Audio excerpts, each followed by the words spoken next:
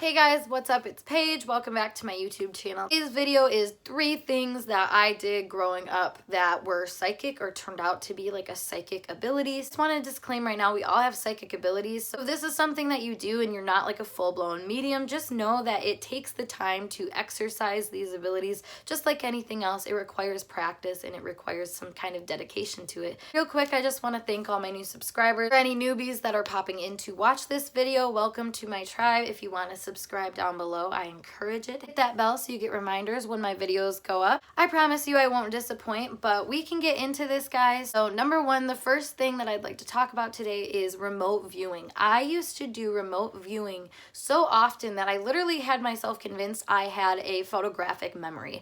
Now, remote viewing means you're going back in your head to a certain area, space, or whatever it ends up being. Some people can go all the way back to literal like different dimensions, different time areas. But for me at this point in my life, I was only just going back to different areas that I could remember in my lifetime. So for example, I would be at dinner and somebody would ask a question about like how old some relative was that moved away or something like that. At this point, I would just go into my head and look for evidence and proof of the answer that I was looking for, aka how old this relative was. Let's say like 9.5 times out of 10, I was right with my answer because like I said, I had this just stored where I could just kind of go and find the information on a little exploration in my head. Remote viewing was something that I've always been able to do, so that's just really exciting to know that that was like psychic. I don't know, it's kind of cool. So the next thing I want to talk about, number 2, is vivid dreams. I had the most vivid dreams, and I feel like this in a way goes back to remote viewing because I was going into scenarios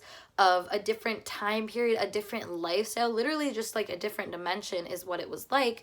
But there were symbols within those places that I was at. Honestly, it's a lot like being in a Nancy Drew video game where you're trying to figure out like the hints and clues and how they all come together, but you're doing it with your subconscious brain, which is trying to tell you other messages. REM sleep, or when you're dreaming, is a big time where you're connecting with spirit, higher levels of consciousness. So of course, things get a little weird. There's not limits like we have in the 3-dimensional world in other dimensions. So to have these really vivid dreams when I was younger had so many symbols that now that I'm doing the work and trying to understand these things and like trying to heal from these situations, I keep having these flashbacks of these dreams that were literally trying to tell me something, but I just didn't have the knowledge or understanding of what those archetypes and symbols really meant and how they applied to me in those moments. Having vivid dreams is really profound sensation if you are looking into psychic abilities because it's such an effortless way of you receiving information. I personally love dreaming now. I use those dreams as a way to analyze like deeper energies that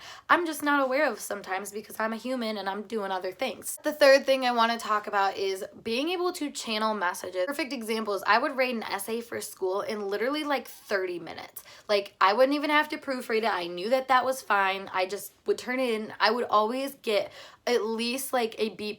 Like that would be minimum, honestly. I've just always been a very skilled writer. Now, looking back at that, I realized that I literally would just get myself into a place of calmness and just beep boop beep beep boop boop, like just keep going with whatever kind of messages that I would channel, just a message that I was getting from a higher level of consciousness because I was already in that like receiving mode, waiting for inspiration to come to me. Now, this even happened with like my friends too. I find that a lot of the time my friends would come to me for advice and I always had something to say. I always had like the right thing to say according to my friends, and it's funny now looking back and seeing that that was just me taking the received information and just having confidence in myself to share it with other people. Even more so in like my personal journals when I was writing, like I was so depressed as a teenager. I was so angsty too, so I would write things and I would get out my angst, but reading it now, I can actually see where I'm getting like little guidance of like, but it's okay, like everything doesn't last forever, like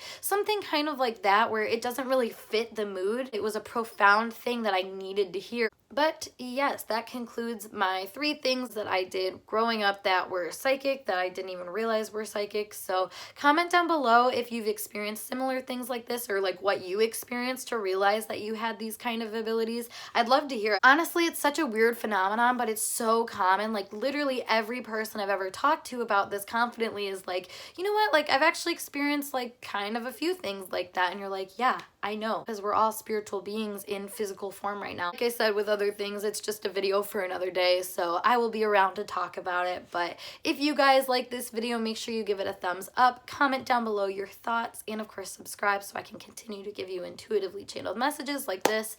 But I will see you guys in later videos. Bye for now.